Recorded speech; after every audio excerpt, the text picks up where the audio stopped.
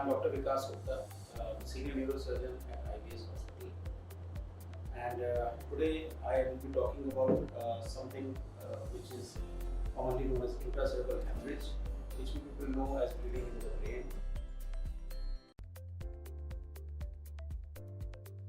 That's basically a collection of blood in any portion of brain, and that can be due to basically rupture of any small blood vessel or any major blood vessel also, and that leads to collection of a major amount of blood in the brain matter in various locations, and that is known as intracerebral hemorrhage.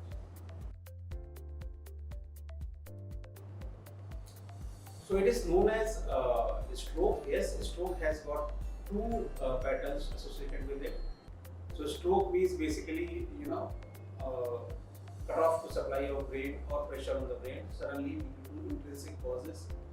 So strokes are basically of two types. One is ischemic stroke, in which the blood supply of a specific region of the brain is hampered and that region suffers.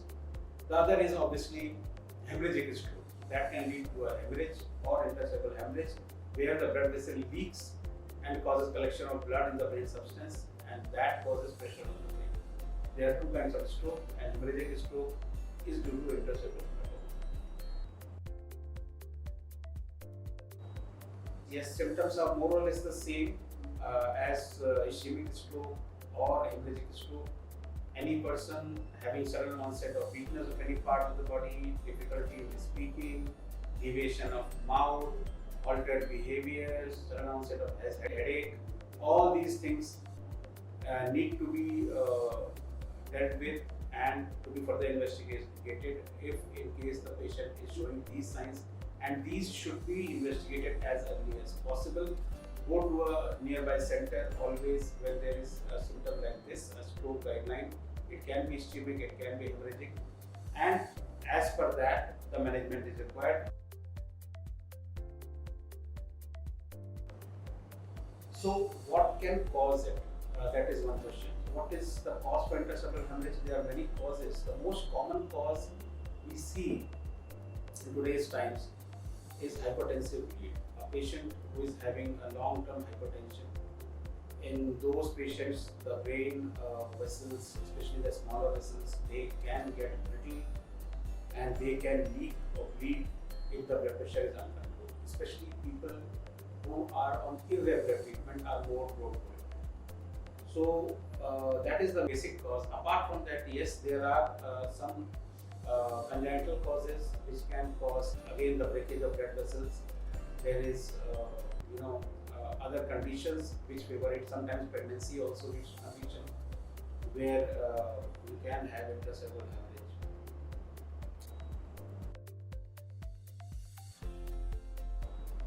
How to basically diagnose it? The first and very basic thing for these things is an urgent CT scan.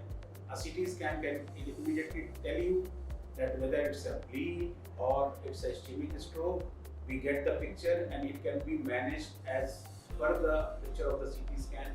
And if the patient is stable, MRI can be done, which is a slightly time-taking procedure, but it tells you a better picture, a more detailed view of what is happening inside the brain.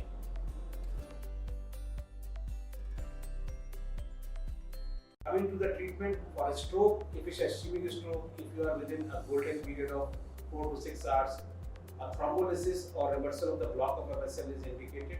But coming to the hemorrhagic stroke, if it's a hemorrhage, it's a bleed in the brain, it depends on the size and location.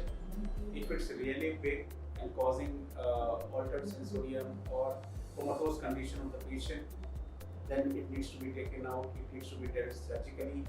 If it's a small size which can be measured or managed in a conservative way, then we manage it conservatively, and the main aim is to hemodynamically stabilize the patient and wait for it. Now, the outcome of these things actually depend on how and at what time they are dealt with. So suppose we should not lose the time when these symptoms appear, because there is a mnemonic in neurology and neurosurgery that time is great. So if you are in the right time, you reach to the right center, right place, and then you are dealt with, accordingly whatever is the need. If it's surgery, surgery as early as possible.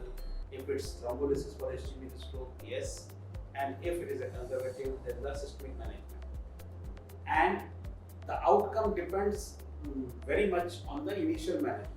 How you manage that and how you protect the area which is not damaged, it can recover, and those things make a significant difference. So the management is, initial management is one of the most important things, and the awareness of the fact that if we see these symptoms, then we should be early reporting to a recognized center or a facility where these facilities are available. So that awareness is required in the society.